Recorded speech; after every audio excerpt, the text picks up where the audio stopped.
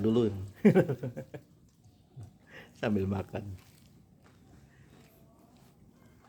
Bu Gunawan masih makan belum? Berarti kalau kita punya tabungan di bank itu kan ada bunganya itu ya. Itu Coba. enggak bunganya kalau diambil. Tapi nabungnya boleh. Kalau nabung boleh, tapi niat kita terus kita ambil apa lagi? Nah, sekarang untuk saya sih udah berapa tahun ya sempat nyimpen, akhirnya nabungnya di Pegadaian, Ustaz. Jadi kita nabung itu seakan-akan kita beli emas. Jadi kita nabungnya dalam bentuk emas. Misalkan harga emas 800.000. Jadi kalau misalnya kita nabung 1 juta, ntar dapat 1 gram koma sekian gitu. Jadi saldonya itu gram emas. Gak tau lah, kadang-kadang dia akal-akalin gimana caranya, kayak pemerintah harga naik dibilang disesuaikan, udah naik-naik juga. Jadi kita nabungnya emas. Kalau misalkan emas itu kita ambil juga ada. Pokoknya dilihat aja kita sendiri yang paham kira-kira itu sama nggak, cuma bentuknya aja yang beda, takutnya gitu. Jadi kita dapat saldo emas.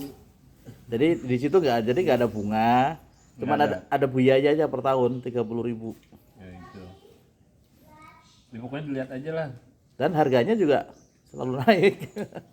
Dulu pertama nabung itu masih 600.000. Kita ke situ gitu. Dulu pertama nabung 600.000. Hmm. Sekarang udah 800 sekian harganya. Mengikuti harga emas. Pernah saya cetak juga ada emasnya. Cuman nggak bisa sekarang kita cetak sekarang ambil, nggak, tunggu 1 bulan. Ini mau cetak misalkan 5 gram, ya udah 1 bulan kemudian kita dapat emasnya batangan gitu. Ya menurut saya sih lebih aman daripada bunga gitu. Ya satu aman, kedua tadi kita lihat termasuk di bank nggak, itu aja kita yang paham lah. Dari yang 3 saya gambarkan tadi masuk nggak kategorinya gitu. Kalau enggak ya berarti enggak. Ya kan katanya kalau nabung lebih aman emas. Makanya kalau orang dulu Betawi itu Pak, nggak ada yang mau nabung di bank Pak. Orang dulu nggak ada. Itu istilahnya bawa bantal, bawa kasur gitu. Naruh duitnya iya. Di babu. Pokoknya dia apa aja dah. Kalau di bank syariah ya seperti yang saya bilang itu, cuman saya pernah nanya itu beda, istilahnya dia itu beda di akad itu. Nambahnya tetap aja nambah-nambah juga. Cuman kan akadnya kata dia. Jadi teman saya kan ada Pak, direktur bank syariah. Dia di muamalat dia menangani 5 cabang. Karena saya sering ceramah sama dia, dipanggil pengajian bulanan tuh saya ngisi ceramah itu. 5 cabang termasuk di Kalimalang, di Kampung Melayu, di mana gitu, pokoknya 5 cabang dipegang. Dia ngomong, sebenarnya bank syariah juga nggak 100%. Kenapa nggak 100%? Karena sumbernya dari BI, peraturannya dari BI. Itu semua bank kan semuanya di bawah BI. Semua bank syariah di bawah peraturannya dari BI, jadi nggak 100%, cuma katakan dari atasnya kotor gitu ya, di bawah disaring sama dia gitu doang. Jadi nggak 100% gitu. Cuma lebih baik ketimbang konvensional. Itu bahasa dia, direktur bank muamalat tuh. Jadi pernah saya tuh minjem 20 juta per bulan tuh nyicilnya 1 juta, hampir 1.100.000 per bulan selama 2 tahun. Jadi selama 2 tahun setelah lunas kan 24 lebih. Cuma masih ada lebihnya juga. Iya, makanya pasti dia keuntungan dari mana? Cuman kata dia diistilahkan ya akad aja di akadnya. Ya akadnya katanya itu keuntungan. Pak, kalau yang namanya syirkah itu, yang dibenarkan tuh syirkah, kerjasama kita naruh sekian, nanti dia kan ngejalanin tuh duit yang ada semuanya. Nah duit kita termasuknya berapa persen dari alokasi dana yang ada di dia punya. Katakan kita masuknya 1%. Jadi seandainya untung kita dapat 1% untung. Kalau rugi ya rugi 1% gitu. Harusnya begitu. Tapi ini kan enggak. Setiap kita naruh di bank nggak ada cerita rugi. Untung terus. Udah gitu udah di depan udah dibilangin dapat sekian bunganya, sekian ya kan? Itu yang bikin nggak boleh. Nah itu biasanya kalau musim Idul Adha kita suka diajak-ajak sih Pak. Ayo ini anak apa? Suruh nanam saham itu istilahnya nanam saham. Kita bagi hasil. Karena kamu dapat sekian. Lo kok udah tahu bukannya nanti itu kan transaksinya itu kan keuntungannya. Kok udah tahu? Ya ini kan udah dari pengalaman nanti Ya nggak bisa akan dong. dapat sekian gitu. Tapi kan lain, prakteknya nanti kan di lapangan kejadiannya. Jadi biasanya suka sampai 5% itu biasanya. Jadi kalau 1 juta ya dapat 5%-nya. Tapi nggak boleh juga itu 5%. Kalau misalkan kita mendapatkan uang komisi dari hasil jual beli, apakah itu dinyatakan gitu? Oh nggak apa-apa itu mah kan anu kita, usaha kita. 2,5% ini. 2,5% biasanya. Lo komisi mah nggak lain lagi, nggak apa-apa itu. Mobil atau rumah gitu. Iya, kita perantara Iya, dapat keuntungan. mediator lah. Nggak lain. Keuntungan jual beli itu Pak. San ini saya mau nanya San, masalah gadai San. Misalnya kan kita kan punya uang kan, ada kan orang bilang, nih Pak Fuad, kita punya sawah, gitu kan. Saya minjem 20 juta, saya gadein sawah saya. Itu kan kalau memang panen, separuh-separuhnya kita bagi hasil gitu. Jadi kita nggak ngapa-ngapain ya duit 20 juta pinjam dia sebelum dia ngasih ke kita ngulangin 20 juta. Sawah digarap terus. Sawah digarap dia. Oh dia bukan Dia garap, cuman ntar kita hasil bagi dua. Gimana tadi? Nah itu gimana kira-kira? Iya. Jadi sebelum dia Pinter dia dong. perjanjian gitu ya, sebelum dia mengganti ke kita 20 juta. Bagi hasil doang. Kita dikasih hasil dari dia separuh. Udah dapat duit. Ya kita ngasih betul. kalau itu Kalau akad mah nggak apa-apa kalau artinya dikasih tahu 50%, cuma kan keuntungan kita nggak tahu.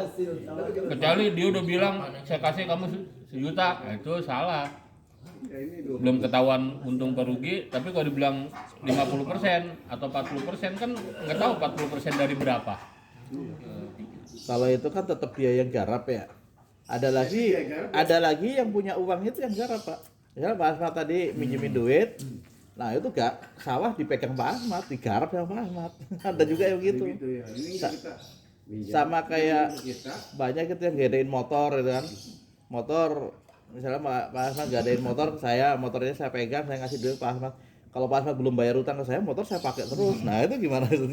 Nah iya makanya itu kalau pemanfaatan itu. Ya totalnya asal ini Pak nih.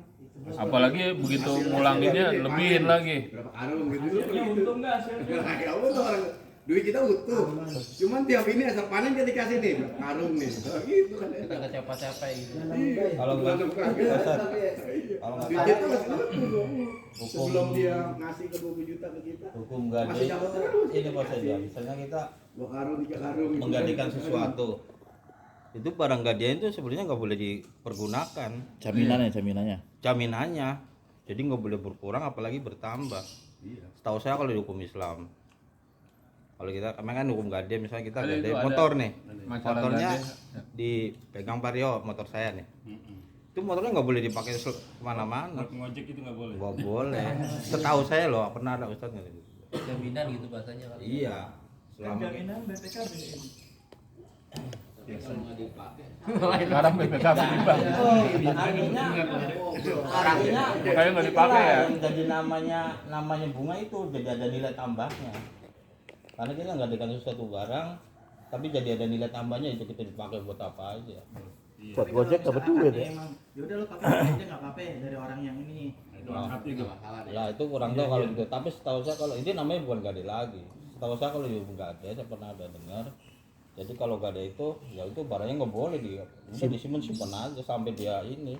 Karena kalau pada saat dia ini Berubah, berarti dia rusak atau apa berubah. kan tanggung jawab. Nggak ada yang mau yang begitu Jadi, ya.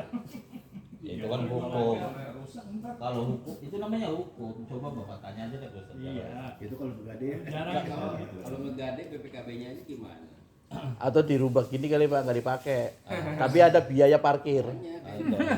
Ya makanya Jadi saya pernah karena motor itu diparkir di rumah kita, ada biaya parkir per bulan misalkan nah 30.000. itu namanya ada nilai tambah. Biaya parkir. Iya, dan namanya ada nilai tambah dimanfaatkan barang itu jadi menghasilkan sesuatu jadi ada nilai Tidak tambah. memanfaatkan, teman. Takutnya Ada gini biaya Pak, biaya biaya parkir ada administrasinya lagi. Gitu. biaya administrasi. Enggak justru coba aja nanti Biaya kalau parkir.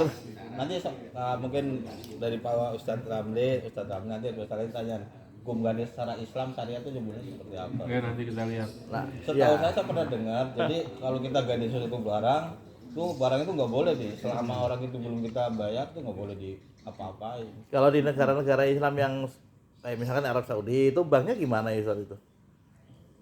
Apakah Ya kan ada bunga atau apa Emang biasa? syariah enggak. Bukan Jadi bunga, bagi negara untung. syariat negara Islam ya. Tuh kan. Kalau hukum Islam ya artinya mau di Arab mau di mana, kalau hukum Islam bagi untung. Jadi ada untung bagi barang, nggak ada untung, rugi ya rugi barang gitu.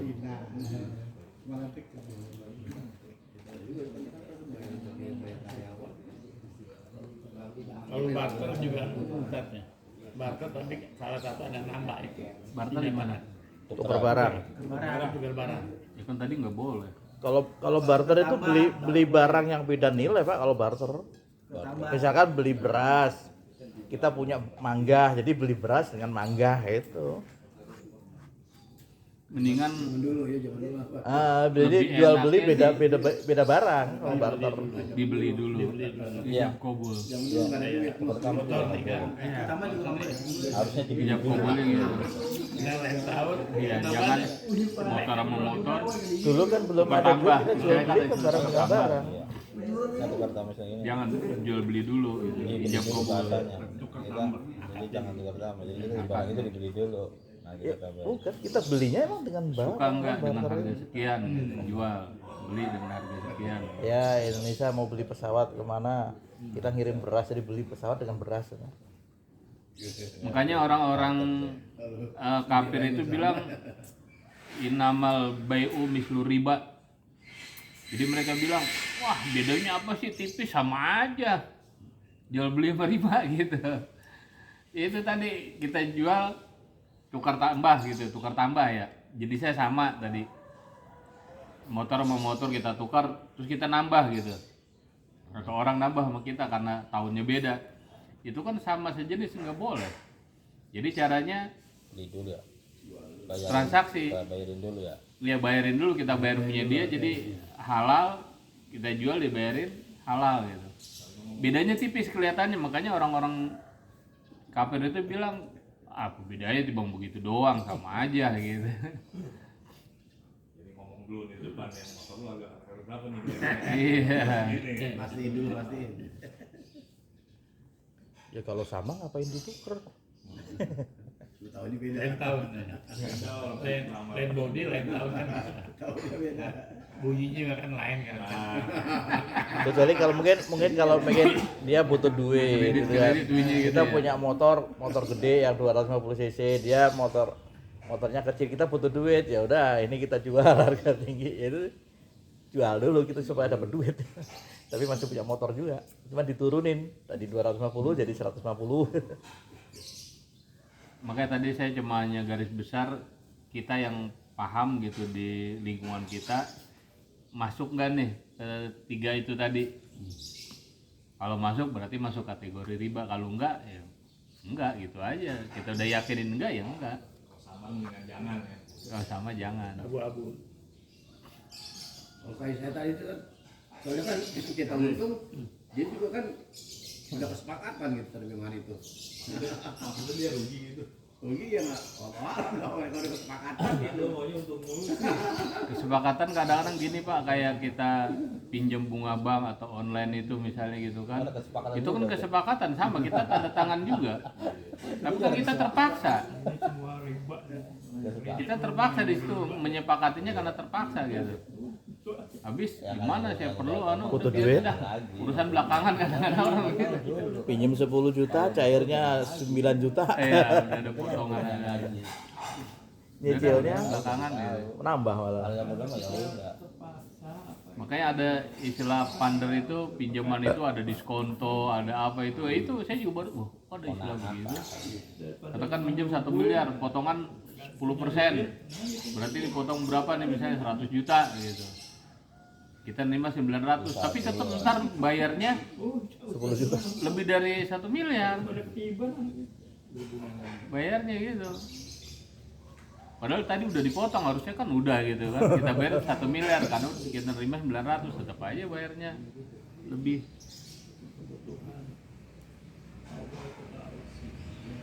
Karena gini Pak, yang bikin manusia itu, kita ini berpikirnya dunia, nggak berpikir ke alam kubur, nggak berpikir ke akhirat itu. Mikirnya di sini aja, udah gimana untung, bagaimana jalan, bagaimana muter, bagaimana itu. Nah sekarang ada istilahnya pembiayaan Ustaz. Misalkan beli motor, saya beli motor kalau nggak punya duit beli ke Pak Rio punya duit. Pak Rio beli harga motor 20 juta, dijual ke saya 30 juta, tapi saya bayar ke Pak Rio nyicil. Dirasakan aja lagi. Itu. Kadang-kadang, Jadi pembiayaan istilahnya pembiayaan. ya kadang-kadang itu tadi istilahnya yang dirubah. Tulis leasing namanya ya. Ya. Sama aja gini Pak. Ya di Bank Syariah biasanya untuk BBM naik nih, dulu kan zaman Soeharto gitu, nggak ada yang naik, disesuaikan gitu, disesuaikan. Apa bedanya disesuaikan sama naik? Ya kan Makanya sebetulnya ada gini, keuntungan. ekonom kita nggak tahu bagaimana ceritanya, nggak ada yang komentar BBM mau naik. Bahasa Menteri Keuangan kan Penyesuaian. di luar negeri gitu. Itu kalau BBM dirupiahkan udah 15.000, bahkan ada yang sampai 20.000 di luar negeri. Di kita kan masih 10.000, artinya masih di bawah gitu. Masih di bawah. Cuma yang kenapa nggak ada yang ngomong? Di sono kan Pendapatan orang sono iya, itu karena dirupiahkan, tapi kalau didolarkan nggak nyampe $2. Sebaliknya malah ya. Kalau kita 15.000, coba 15.000. Dolarnya gitu. 1.000 aja juga kali $1, 1 sama 1.000 kan jauh banget bedanya. 999. dan penghasilan orang sono dengan orang sini beda kalau di Nah, itulah yang harus kita tekankan, bagaimana pemerintah meningkatkan inflasi itu. pendapatan Bagaimana rakyat. rupiah naik nilainya, itu sebetulnya nilai tukarnya naik. Nah, supaya naik nanti nolnya dihilangin 3 Ustaz. $1. Dulu zaman Soeharto kan kita ingat Pak, duit 1.000 paling jadi gede 1. 10.000. Ya. Paling gede tuh. Kita megang duit 10.000 paling gede sekarang nih Pak. Iya, udah gitu ada lagi kan duit-duit baru yang berupa koin, berupa apa yang uang emas itu, kripto itu. Ada lagi yang nilai sampai 1 miliar, sampai berapa ya. Kalau uang emas memang nilainya sesuai harga emas. Iya, artinya tinggi gitu, bisa dalam satu lembar gitu istilahnya nilainya tinggi. Itu makanya kita khawatir, takutnya rupiah ntar ada lagi uang 200.000 Gambarnya soalnya beda. selembar. Kita kan dulu gambarnya Pawang Sudirman ya, sekarang udah siapa? Kalau di Amerika gitu, gambarnya dari dulu sampai sekarang tetap aja George Washington gitu. Iya. Kalau gambar di Kita ganti-ganti terus ya. Ganti-ganti terus. Makanya kadang kita ketuker sih, saya kira 2.000 nggak tanya 1.000. Pernah tuh Duitnya mirip. 20 sama 2 yang hampir mirip warnanya tuh, pernah saya tuh. belum sama 2.000 kemarin dari Batek tuh. Tukar ya Allah, untung bukan ini dagang ngingetin. Enggak, kalau saya mau waktu itu pernah saya yang rugi, dikembalin harusnya 20-an, ada 2.000 satu. Saya enggak. Begitu dulu lah 2.000 ini.